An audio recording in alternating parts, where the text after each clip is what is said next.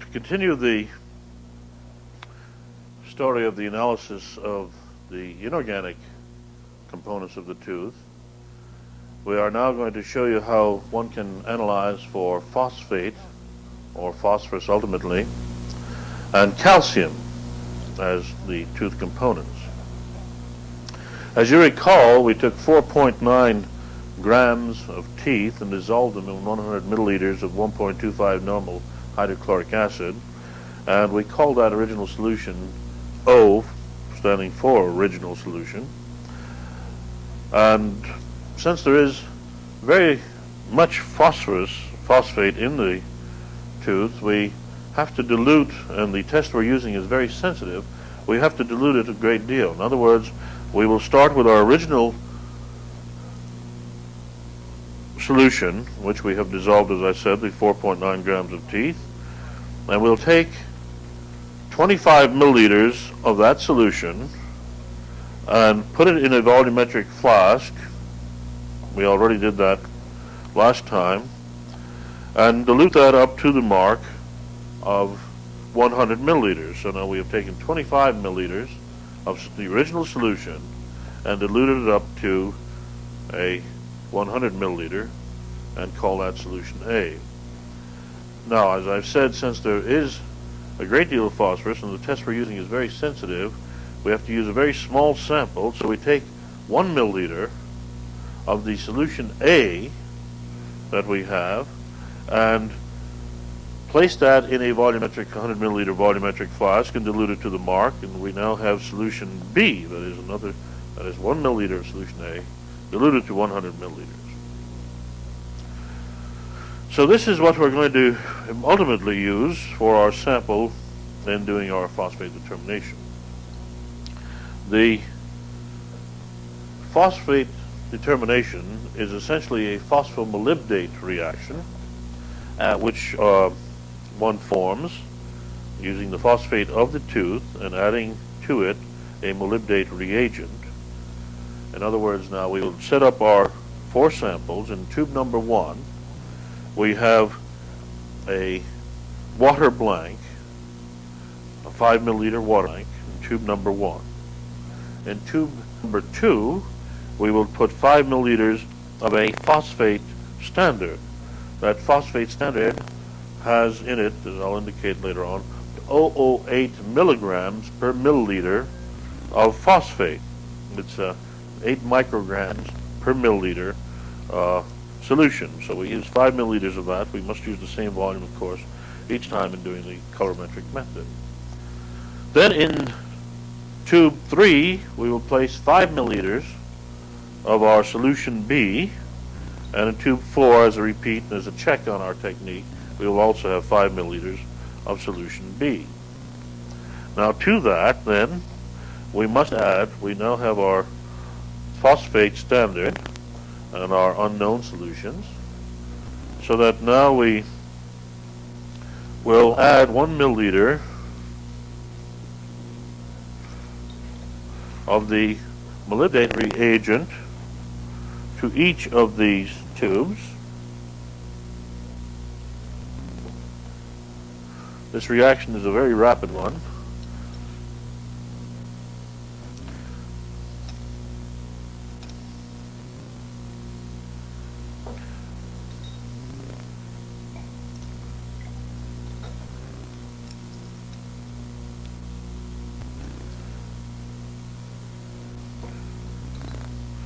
Our standard.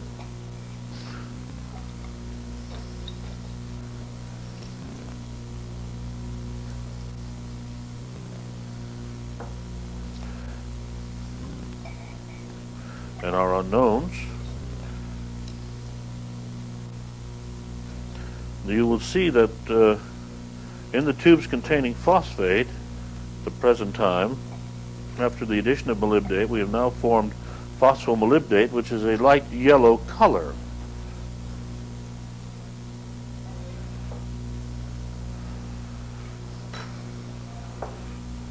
I'm not sure you can see that, but it is a light yellow color. That is the phosphomolybdate solution, the phosphomolybdate which has been formed. by the addition of molybdate to the solution containing the phosphate, both known and unknown. So now we have formed the phosphomolybdate. The rest of the color reaction then requires, it's an oxidation reduction. We add a dye solution, 4/10 milliliter, of an amino naphthol sulfonic acid dye,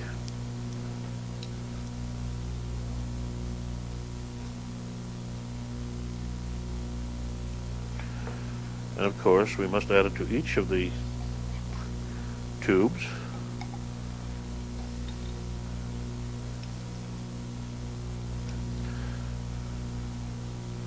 And one obtains a very intense blue color.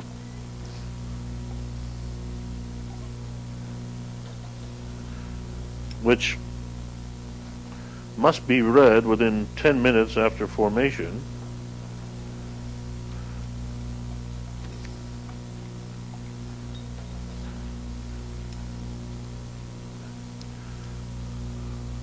In the spectrophotometer.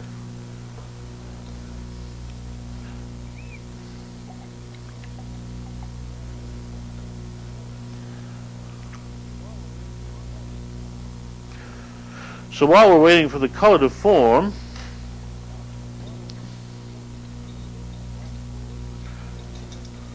we will go to the blackboard and discuss the way then in which the calculation for this can be made, going through our dilutions and showing then how the final reading of the concentrations can aid us in doing this calculation. We have 4.9 grams of tooth in 100 milliliters. This is solution O. Now if you recall, we took 25 milliliters of that, 25 milliliters, and put it in 100 milliliters for solution A, which means that per milliliter then, in solution A, we would have 1/4, if we consider 4.9, I'm going to round it off to 5. If we consider that as 5 grams per 100 milliliters, then 25 milliliters would be 1.25 grams.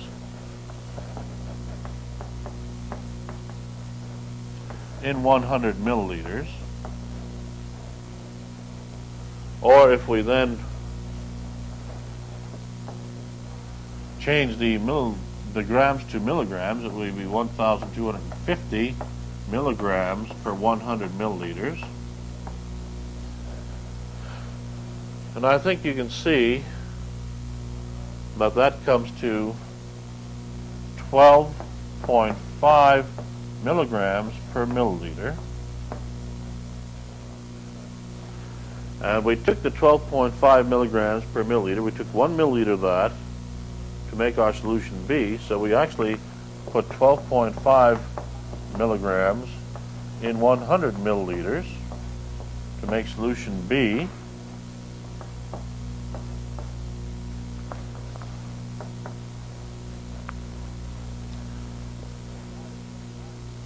And then we took 5 milliliters of solution B to do our color reaction.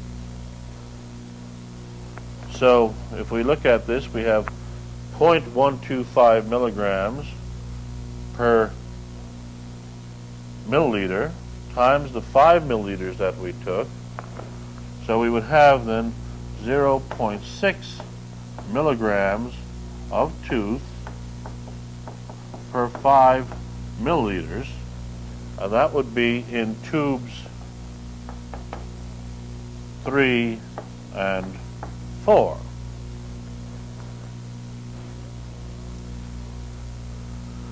So that's the amount of tooth that we have present in tubes 3 and 4. Now we're going to find out the amount of the phosphate that we have present in tubes 3 and 4 by going through the following procedure. We will take tube 1, which is our blank, and go to the spectrophotometer. Again, the spectrophotometer, since we're reading a blue solution, we will set our wavelength at 660 millimicrons. We will see that our instrument is properly set at, since at this time there is no light impinging on the phototube, there is no light transmission, or there is infinite absorption.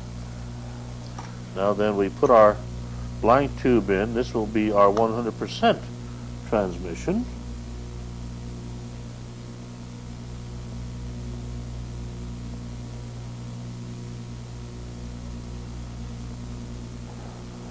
So our instrument is now set to read our unknown solutions.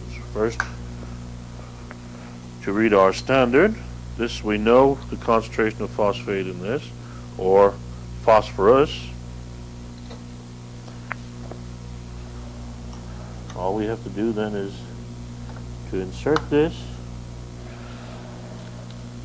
and the standard reading comes to, in optical density or absorbance, it is around 0.95.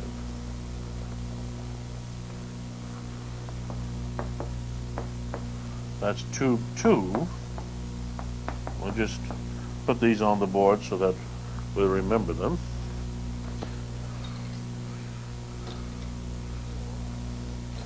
And we'll just read tube 4, the unknown. They both contain the same amount. Again, checking the instrument. See that it's properly calibrated.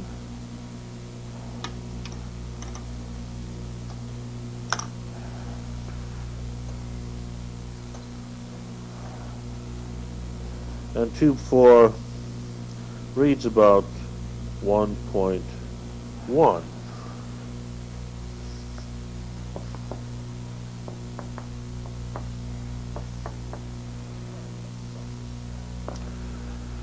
Well, the standard solution that we used had 0.008 milligrams of phosphorus per milliliter, but we used 5 milliliters in doing the reaction, so that this gives us 0.04 milligrams in the tube that we're using for analysis, or 40 micrograms, should you wish to convert it to micrograms.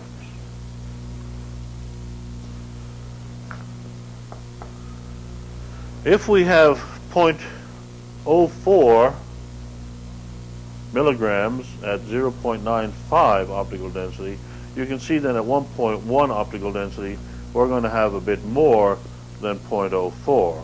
Let us say approximately then that this comes out to 0.05, since it's just a little bit more than 0.04. Let's say it's 0.05 milligrams in present of the unknown.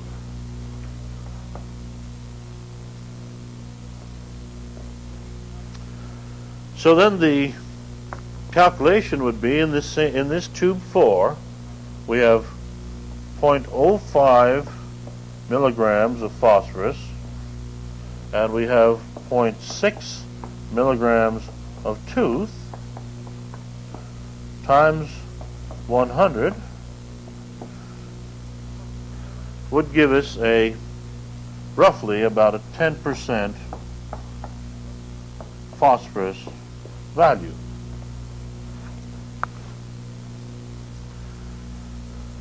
So this then would be the result of our analysis for phosphorus.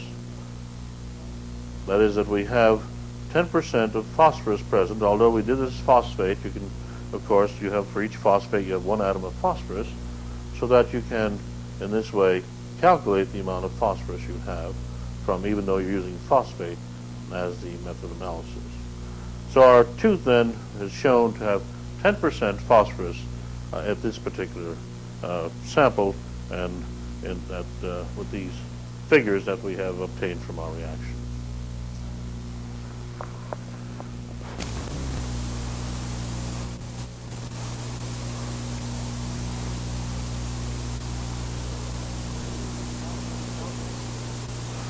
In doing the calcium determination in the tooth, we will use a different procedure than we have used for our other three components, that is carbohydrates, proteins, and phosphorus, and that this time we're going to use a volumetric titration technique which employs the oxidation reduction process. We will convert our we will isolate it as an oxalate, as a derivative, and purify it to some extent, and then we will take the oxalate and convert it to oxalic acid, which we can then titrate with permanganate. So in order to do this then, we will begin with our original solution O, take 25 milliliters of it, dilute it to 100 milliliters, and we call this solution A. Now, solution A, we will take solution A and take a portion of that, milliliter amount of A,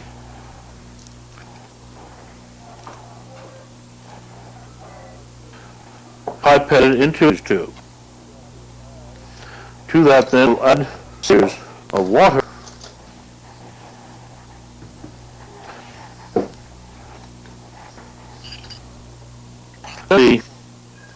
It must be formed in a here. We will then add an indicator, methyl orange, 1 drop of the indicator, and then neutralize. Remember, we have had essentially a hydrochloric solution of our inic acid. So neutralize hydrochloric acid, ammonium hydroxide, indicator, determine which point neutration has occurred, as we want to go to the point of neutration.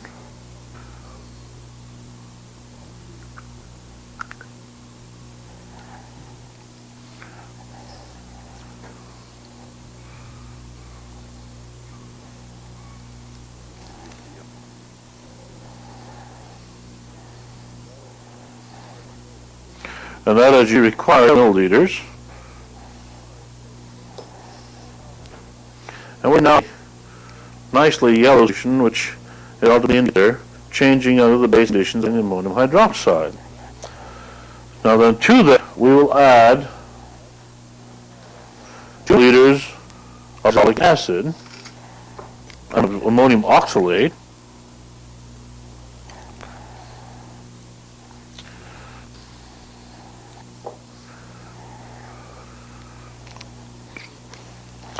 and as you can see, very cloudy and voluminous precipitation. We will let this set and digest then for probably, so certainly beyond 15 minutes. Now let me show you on the just what we have done here in terms of the reaction.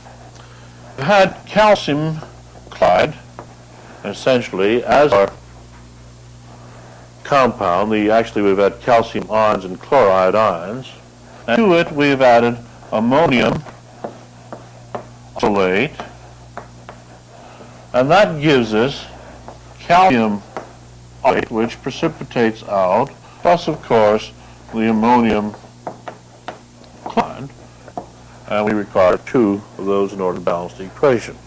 So we have a calcium oxalate precipitate. Now when one precipitates a substance, there are various ways of obtaining that substance. One can be by filtration, but in this procedure we will use a technique of segregation. That is, we will take our solution after it has digested for a half hour or so and place it in a centrifuge turn on the centrifuge until it packs rather tightly.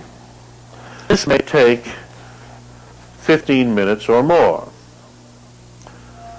So we now have the precipitate centrifuging, and it will form a nice pellet or a dense mass in the bottom of the centrifuge tube.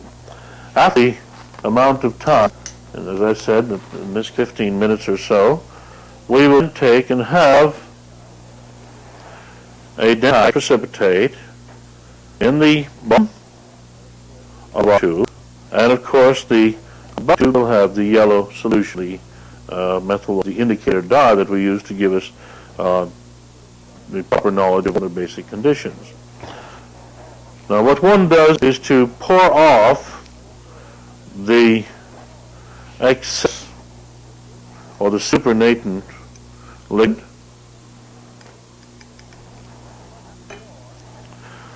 and then it must be washed with ammonium hydroxide. As when you precipitate a substance such this out of solution, very often occurs that you have ions adsorbed to the surface of the precipitate, which may interfere with your reaction. So very carefully then wash the precipitate,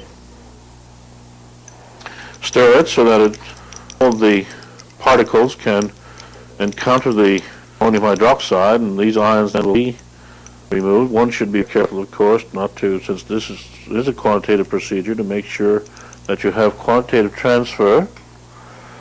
And then this has to be centrifuged again for a period of 15 minutes. That centrifugation then will again pack the precipitate, and after one can take the supernatant and pour it, that you have a nice white precipitate bottom of the tube, tightly packed. Pour off the supernatant, and we now have our calcium oxalate, which we believe to be free of any adsorbed interfering ion. We then add one normal sulfuric acid, 5 milliliters,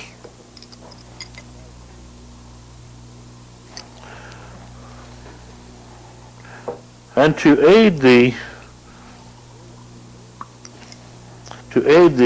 solution of the sulfuric acid, we stir it and place it in a water for the amount of time that is required for it to dissolve. Now, here's what's going on chemically in reaction-wise at this time. We have the calcium oxalate, added to it sulfuric acid. The sulfuric acid, since it is a stronger acid than oxalic acid, will protonate the oxalic acid. So you have formed the oxalic acid plus calcium sulfate. So after a time, one will see that the solution in hot water,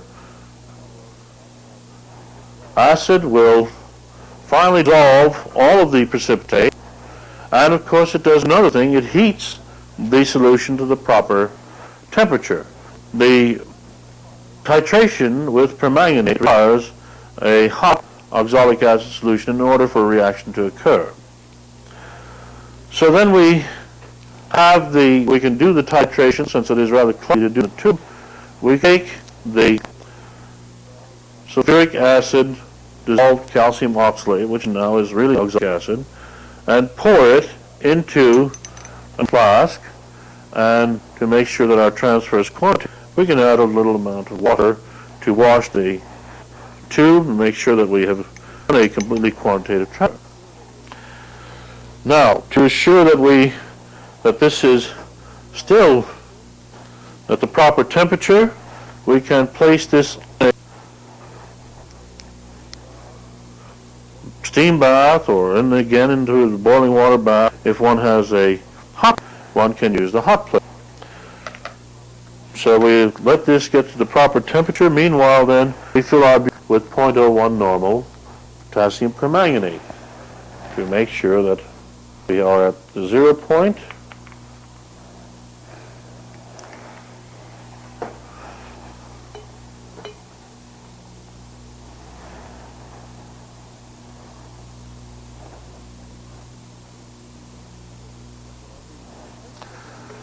Now the titration that we're going to perform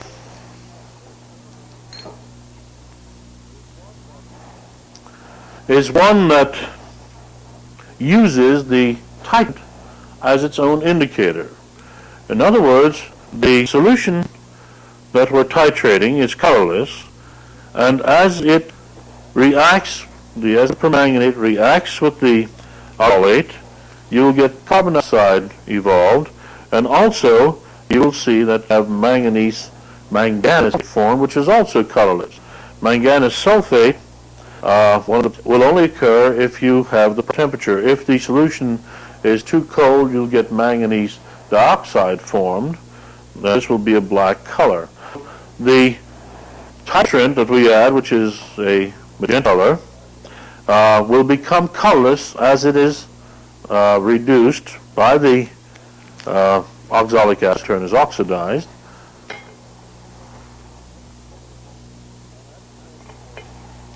At the end of the reaction,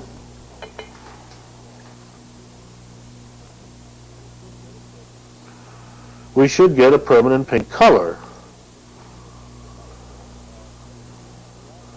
Now, the reaction took some time, so you see when I added the permanganate at a very rapid rate, we got some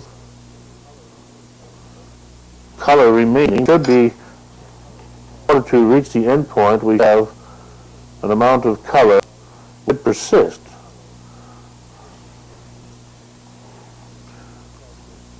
Now we continue the titration until we get a permanent pink color.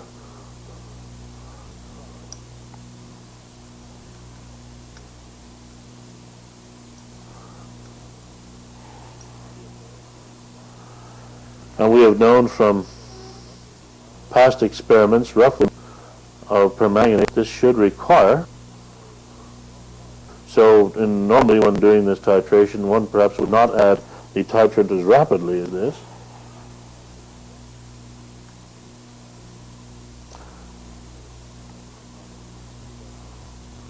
I think you can see that the color is being consumed as it is added.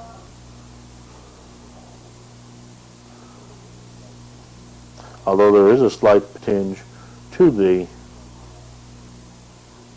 flask.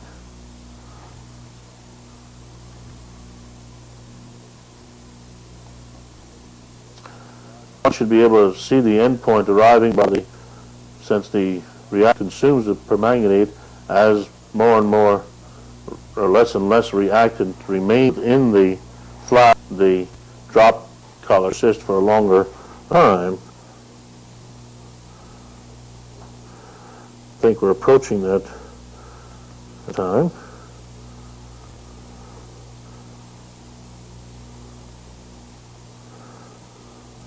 Slow the titrate down.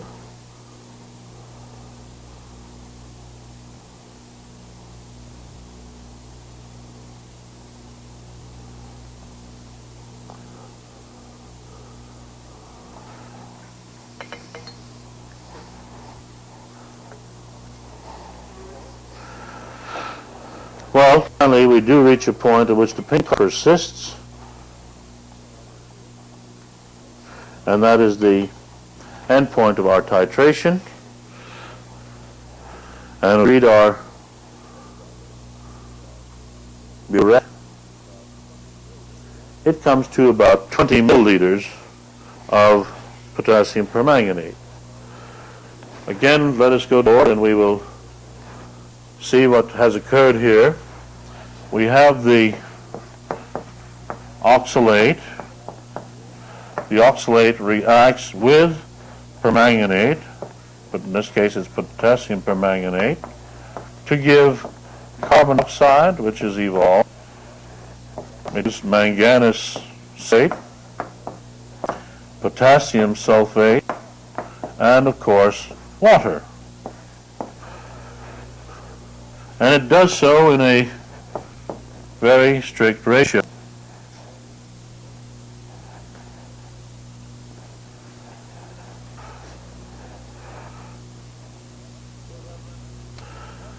So that when one makes up the permanganate solution, this was made up as a point solution, you have to be aware of the reaction. And I have this backwards. It should be 2 permanganates and 5 oxalates. You get 10 carbon dioxides. But when making up the reagent, you have to be aware of this reaction. And remember that equivalence or milliequivalence equals milliequivalence. So the permanganate, if you follow through this entire scheme, you will see that there is an equivalent of permanganate for each equivalent oxalate, which is equivalent to calcium. So to calculate calcium, then, all one requires the amount of the milliliters, in this case 20 milliliters, of potassium permanganate, times the normality of the potassium 0.01, times the milliequivalent of calcium. Calcium has an atomic weight of 40. The equivalent weight is 20, since it requires 2 electrons to be able to oxidize the exalted, which stands for calcium. So that really the equivalent weight of calcium would be 20 divided, or if you want 40, if you want to use that, at 2,000, or 20 divided by 1,000, which equals, they carried through the simple mathematical procedure, required 0.004 grams or 4 milligrams.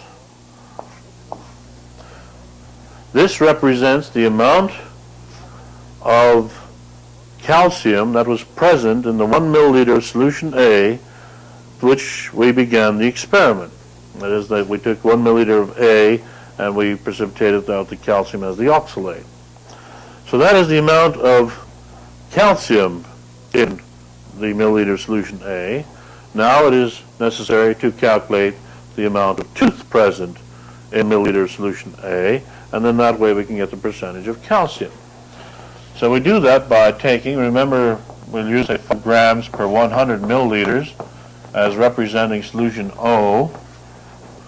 And to make solution A, we 25 milliliters of that, which we then diluted to 100 milliliters. So we had essentially 1.25 grams of tooth per 100 liters in solution A. Now in 1 milliliter of solution A, we would have 12.5 milligrams. That is, 25 grams equals 1,250 milligrams divided by 100, 12.5 grams, and that's what we took as our beginning. So we have, to find out the percentage of calcium, we require 4 milligrams of calcium over 12.5 milligrams of tooth times 100 should give us then the percentage. You see that's really 1/3, approximately 8%. A little bit higher one we find from tooth, but this is in our day.